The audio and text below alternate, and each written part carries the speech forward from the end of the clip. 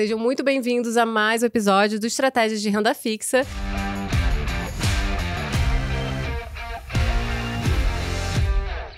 Eu estou aqui com José Tolipan, sócio do banco, portfólio manager de Portfólio Solutions. Seja bem-vindo, Tolipan. Obrigado, Carol. Um prazer estar aqui. Sempre bom ter você aqui. Vamos para uma aula. E Frederico Cury, analista de crédito do BTG Pactual. Bem-vindo. Tudo bem, Carol? Muito bom. Vamos falar aqui. Vamos começar, Tolipan, falando do Copom, né? Da última reunião. O BC fechou o ciclo, né? Parece que fechou o ciclo da alta de juros com um tom mais duro.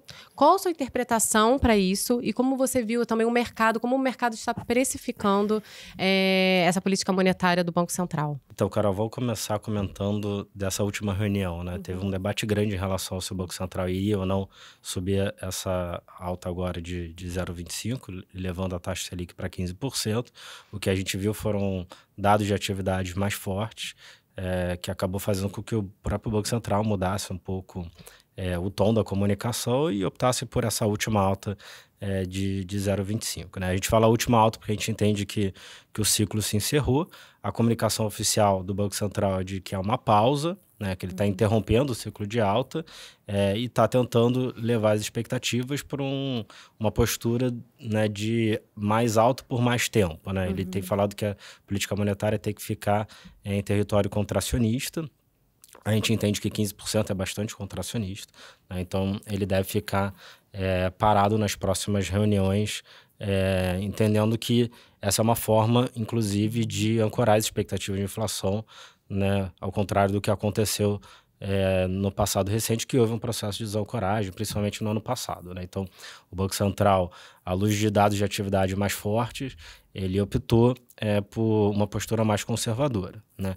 Acho que é importante colocar que a gente vinha já há alguns meses num processo de valorização do câmbio, que, na nossa avaliação, é um processo bastante global. O real não é a única moeda que está valorizando no ano, né? Várias moedas estão ganhando força contra o dólar desde que se iniciou uma discussão mais forte de tarifas, né? Lá no início de abril.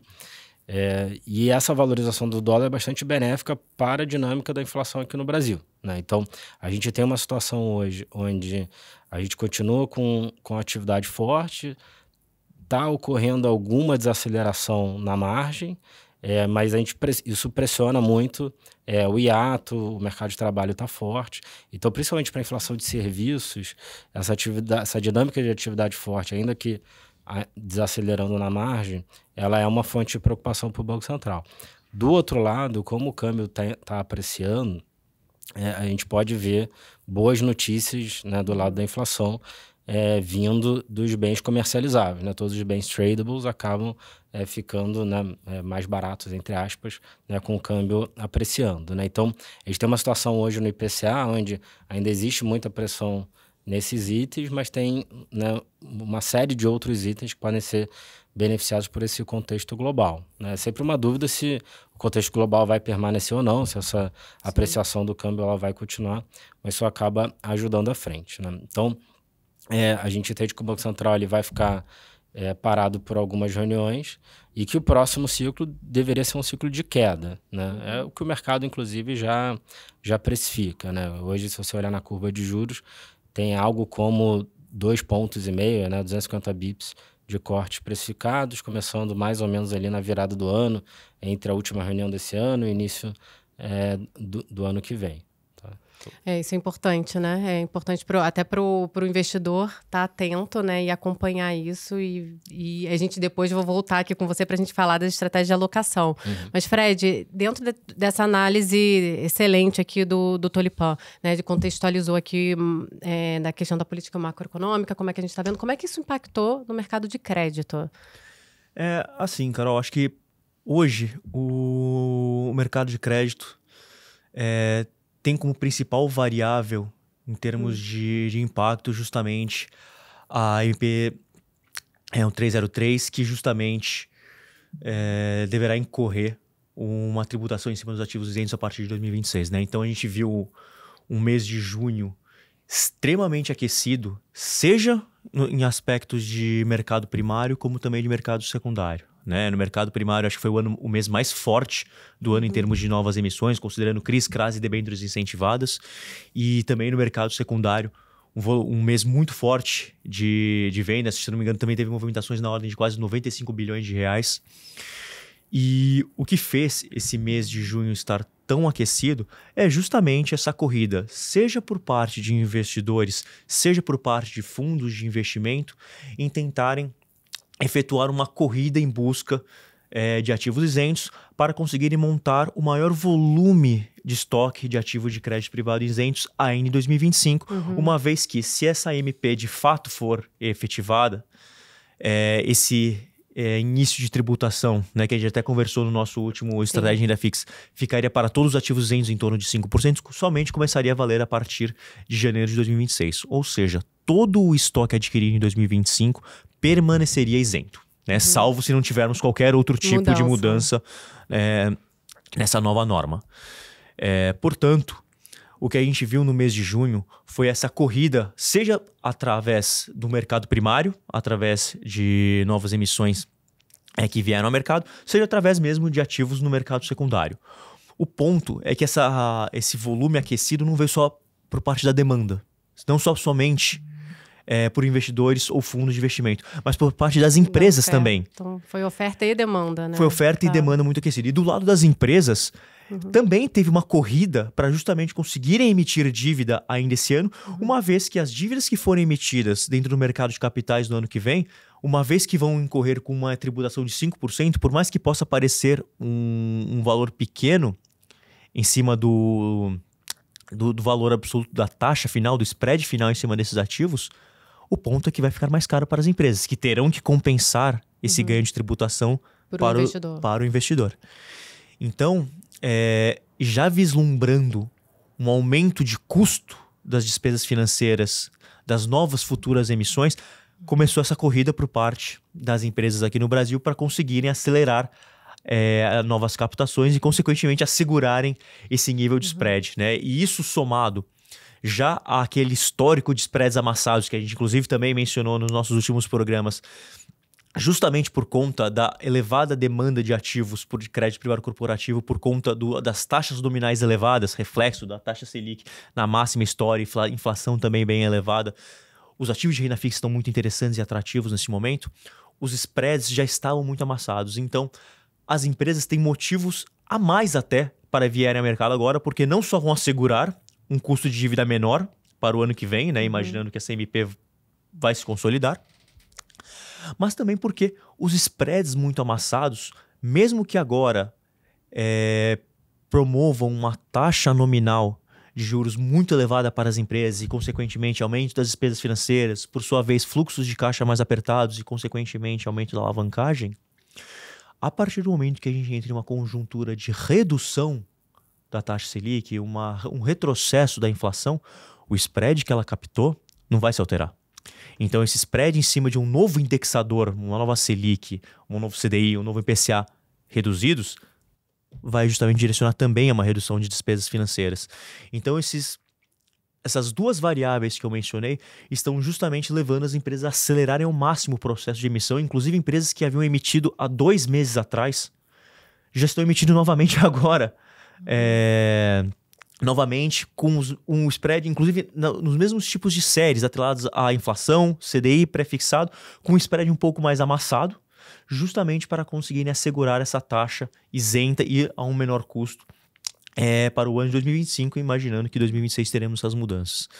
Então, basicamente, o que a gente está vivenciando, o que a gente vivenciou em junho e deve vivenciar em julho, agosto e provavelmente até o final do ano de 2025, semestre, né?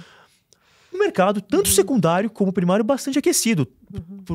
Todo mundo buscando montar o maior volume de estoque isento possível para assegurar um benefício, seja um benefício tributário no ano que vem, mais interessante, sem tributação no caso, né, por parte dos investidores ou fundos, por exemplo, de debêntures incentivadas que também não incorrem com tributação, e do lado das empresas, custos de dívidas mais baratos.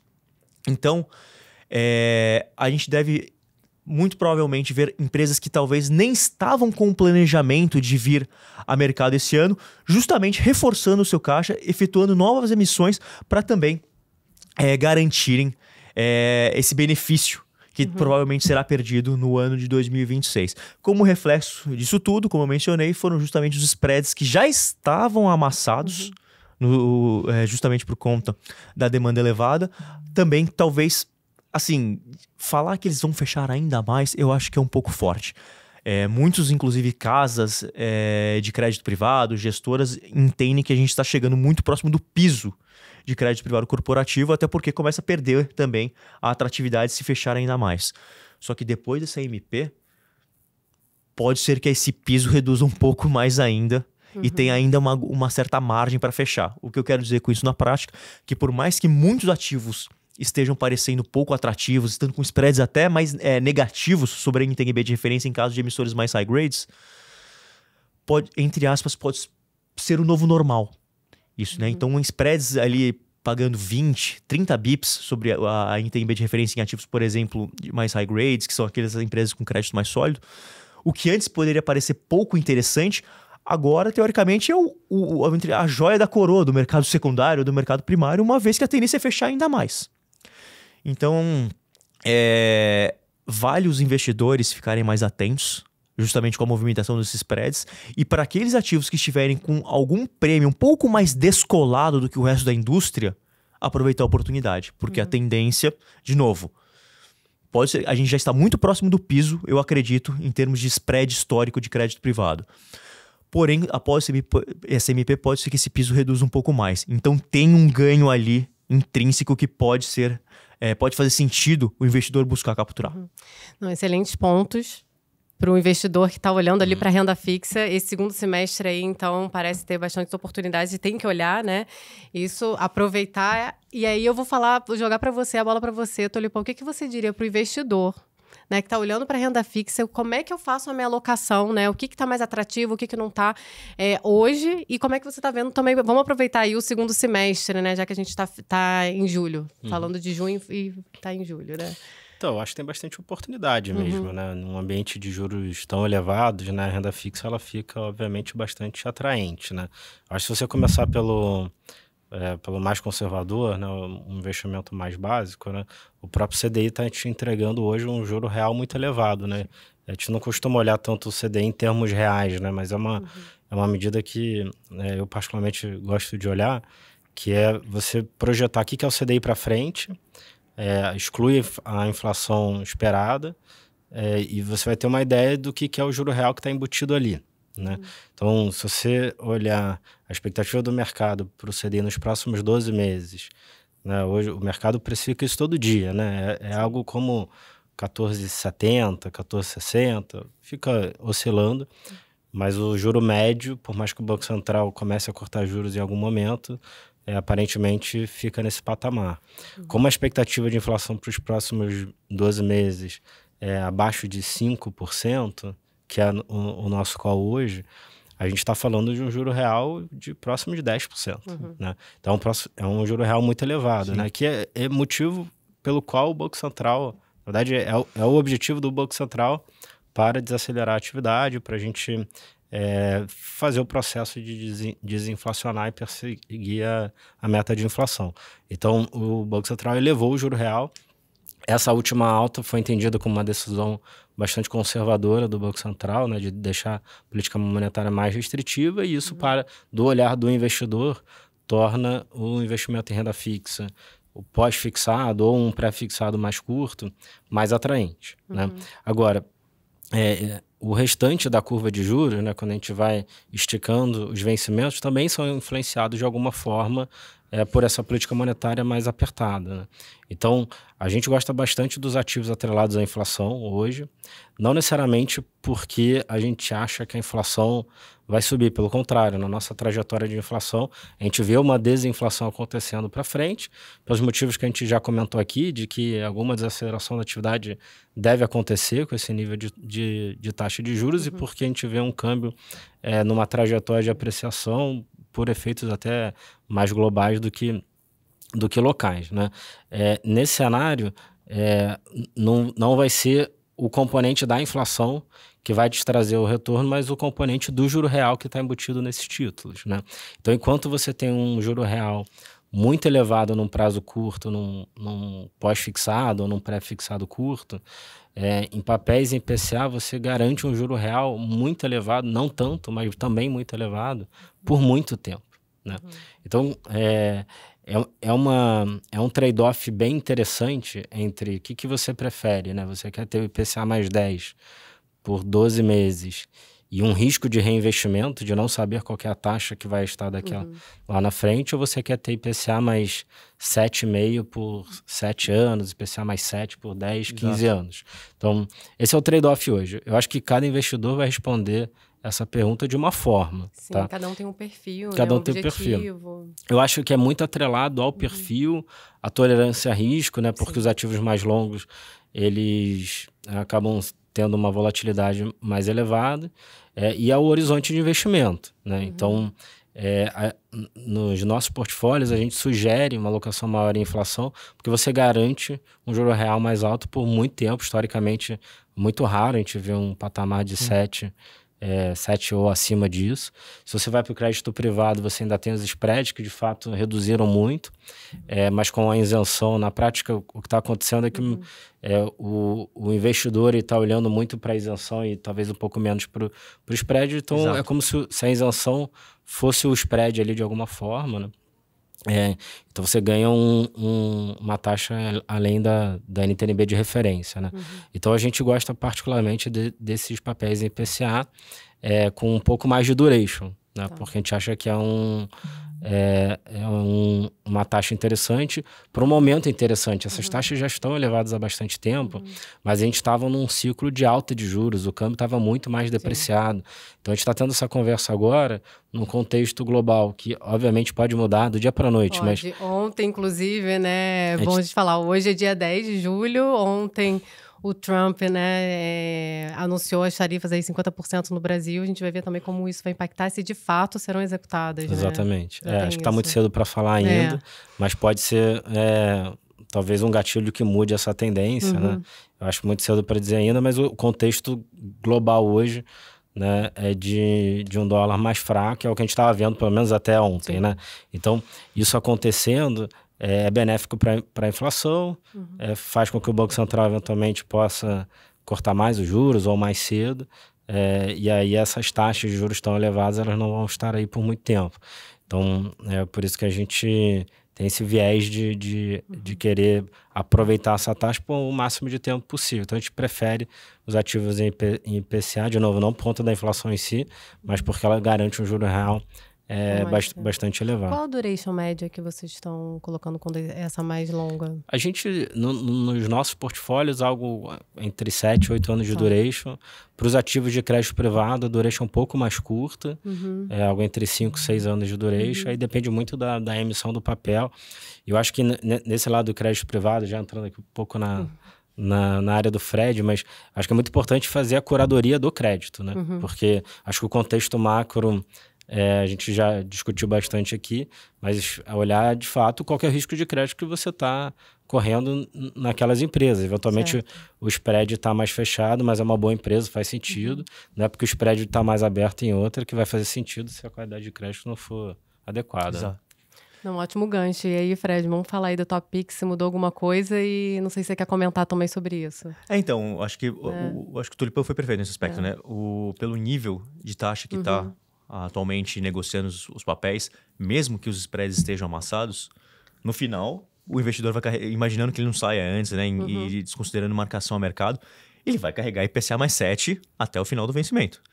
E, obviamente, se for dentro de um ativo, isso que o Tulipão falou também faz todo sentido, né? Por mais que você alongue a posição, mais tempo dentro desse ativo, o risco também pode ser maior, obviamente, por ciclicalidades do setor, riscos regulatórios, enfim. Porém, se é uma empresa sólida, bem estruturada, mais robusta, não vou falar que o risco não existe, mas o risco é menor. Então, você carrega um ativo, por exemplo, uma empresa sólida, AAA, com baixo risco de crédito, com IPCA mais 7. Isso é muito interessante, né? Isso promove uma taxa nominal muito interessante, né? Então, o momento está oportuno sim para a entrada por conta dessa taxa nominal mais elevada, mesmo que os spreads ainda estejam mais amassados, né? No final da conta, carregando até o vencimento, a conta fecha.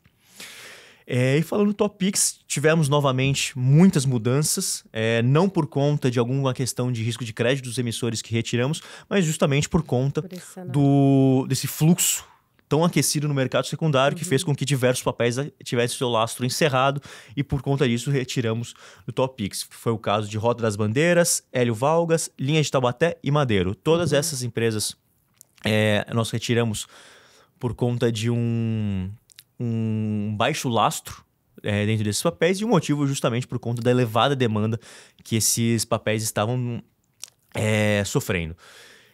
No lugar, colocamos 2 empresas de distribuição que já são velhos conhecidos nossos. No caso, Energisa Tocantins e Energisa Sudeste, que são também 2 das principais subsidiárias do Grupo Energisa, que hoje é também um dos maiores grupos de energia, especificamente de distribuição do Brasil. E essas 2 subsidiárias, nessas 2 debêntures especificamente, contam justamente com a fiança da Energisa. Isso foi um dos principais motivos também que colocamos. E a RGE Sul Distribuidora, que também é uma das principais subsidiárias de distribuição do grupo CPFL. Esse já é uma empresa também, um grupo mais completo de energia, que também atua desde o segmento de transmissão, como também geração de energia. E conta também com a fiança da holding CPFL. Então, essas 2 empresas de distribuição nós gostamos bastante, não só sob uma ótica de risco de crédito, por conta do principal acionista que tem por trás e a fiança em operação, mas porque os indicadores de qualidade, que são o DECFER, que já falamos inúmeras vezes aqui no programa, também estão totalmente dentro dos limites regulatórios da ANEEL. Isso é muito importante para empresas do segmento de distribuição. Além dessas 2 empresas, colocamos também a Arteris, né? Acho que é um player muito conhecido no segmento de concessão rodoviária, está entre as maiores do país, e essa debênture especificamente na holding, né? Então, por um lado, é interessante que você absorve o fluxo de caixa de todas as outras subsidiárias que a Arteris tem dentro do seu portfólio, lembrando que tem como diferencial que a maioria das suas concessões rodoviárias são rodovias federais, né? Dentro do universo de concessões de rodovias, preferimos rodovias federais ao invés de rodovias estaduais. E por fim, colocamos também um papel percentual CDI que é Pacaembu, né? É uma empresa do setor de real estate, mais voltada ali para o segmento de baixa renda. E, obviamente, além das particularidades do Minha Casa Minha Vida, que tiveram recentes mudanças que devem favorecer bastante o segmento, seja ampliando o mercado endereçável de novas famílias que vão poder acessar o programa e, consequentemente, aumentar o portfólio de clientes que as construtoras vão ter dentro do setor, sabemos que o segmento de Minha Casa Minha Vida tem bastante previsibilidade de fluxo de caixa, uma vez que a principal fonte de financiamento é justamente a Caixa Econômica, o que reduz bastante eventuais gaps de inadimplência dentro do segmento. Isso na ótica macro, né? Quando a gente olha no micro, a Pacaembu é muito eficiente em termos de construção, né? Em termos de margem operacional, é uma das principais ali dentro do setor, margens muito competitivas. E tem indicadores de estrutura de capital conservadores, né? Tem caixa líquido, caixa suficiente para justamente não só efetuar os seus investimentos de construções de futuras casas, mas também para pagamento dos seus passivos atuais, e acho que como principal ponto um land bank bem robusto que vai permitir perpetuar toda a expansão de novos lançamentos da empresa. Então, basicamente, foram esses os principais ativos que colocamos no Top Picks. Perfeito. E é bom lembrar, né, quem está nos ouvindo, que o Top Picks está aqui no comentários do YouTube. Se você clicar aqui no link, você acessa direto o relatório completo. E é isso, acho que falamos bem, né, sobre esse contexto, falando também um pouquinho do que a gente espera para o segundo semestre. Segundo semestre promete aí, sim, né, bastante. Bem aquecido. Bem aquecido, então muito obrigada, sempre uma aula aí estar com vocês, muito bom. Obrigado, Carol. Obrigado, Carol, um prazer.